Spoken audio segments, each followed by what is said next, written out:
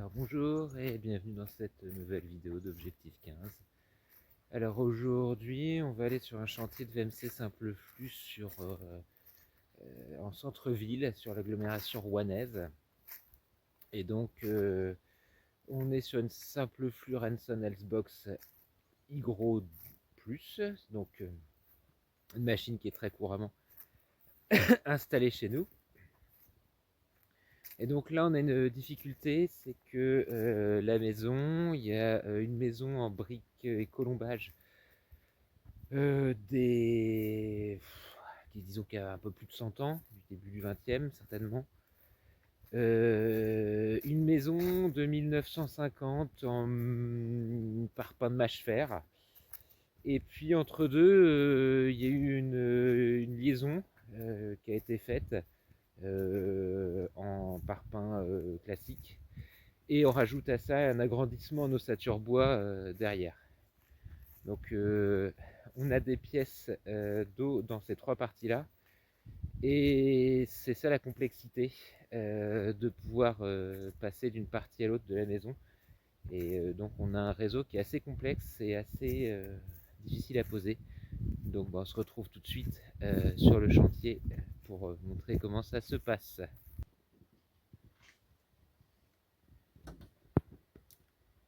Donc là on a la machine qui vient de terminer son cycle de calibration. C'est pour ça qu'elle est encore ouverte.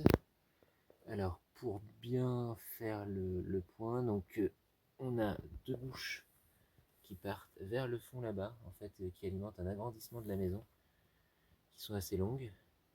Donc comme on le voit, tout est isolé comme on est en comble perdu. La machine, elle est sur des plots anti-vibratiles et sortie directe en toiture. On a pour les bouches qui sont assez courtes et pour la cuisine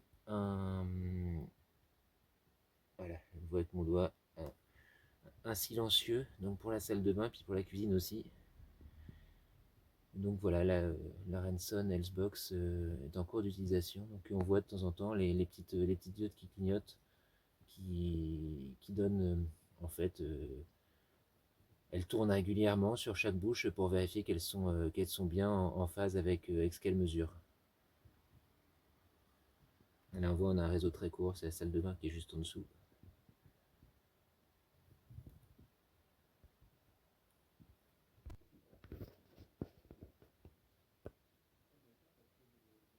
La machine est donc dans le comble perdu juste au-dessus. Là on est sur un agrandissement, donc on passe entre les deux parties de la maison.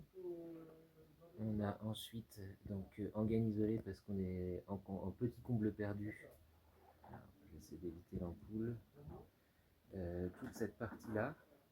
Et là on a une zone qui va passer dans les rampants. On arrête de l'isoler parce qu'on va passer côté intérieur des rampants.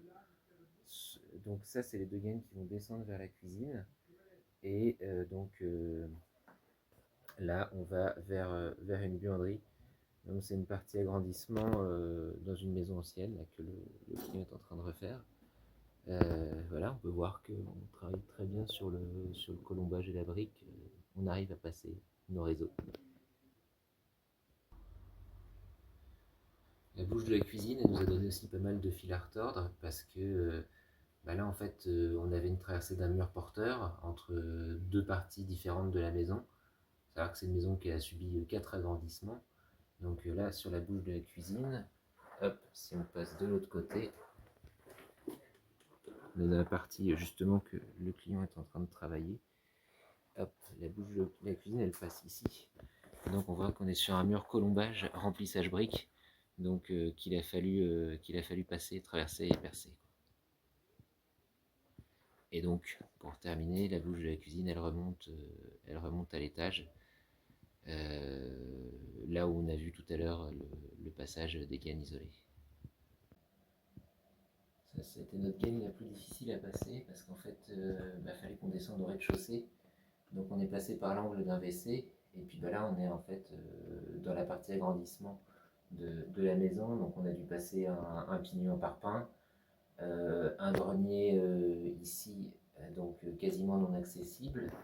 Et puis il fallait qu'on redescende là dans l'angle des toilettes. Hop, mise au point, c'est bon. Et donc on redescendait sous le plancher, et là la difficulté c'est que au rez-de-chaussée, on va voir juste après, on n'est pas en face ici, on est plutôt par là-bas. Donc en fait il a fallu faire un coude dans le plancher qu'on ne voit pas. Donc sous les toilettes de l'étage qu'on avait passé, on accède à une salle de bain qui est en rez-de-chaussée, qui est même en saillie de la maison. Donc là ici c'est l'ancien mur de la maison. Et donc la salle de bain est en saillie, donc il a fallu carotter à travers le mur, ce qui n'a pas été sans problème parce qu'on est tombé sur des canalisations. Et donc bah voilà, c'est vraiment la gaine la plus difficile d'accès. On est parti de la machine, on a traversé un pignon, on a traversé le plafond du premier étage, on a traversé le plafond du rez-de-chaussée. Dans le plancher entre le premier étage et le rez-de-chaussée, on a dû courber la gaine et là ensuite redescendre et passer encore un mur porteur. Donc là c'était vraiment une gaine vraiment pas évidente à passer. Finalement la gaine arrive dans la douche en murale, donc à travers le mur porteur qui est ici. Donc voilà, ça a été assez compliqué. Et voilà, si on s'était mis en gaine souple, là, cette gaine-là, il y en a pour une quinzaine de mètres. Si on s'était mis en gaine souple, il n'y aurait absolument aucun débit ici, alors que là, on a un débit tout à fait satisfaisant à la bouche.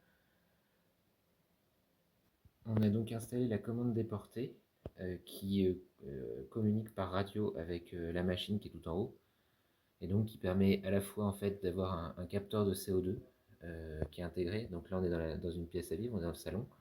Et on a aussi la possibilité de faire un certain nombre de réglages.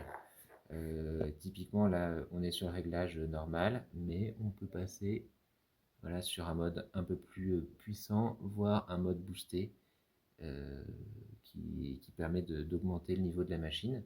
Et puis là, en fait, en vert, on a le niveau de CO2 de la pièce, donc là, qui est tout à fait satisfaisant.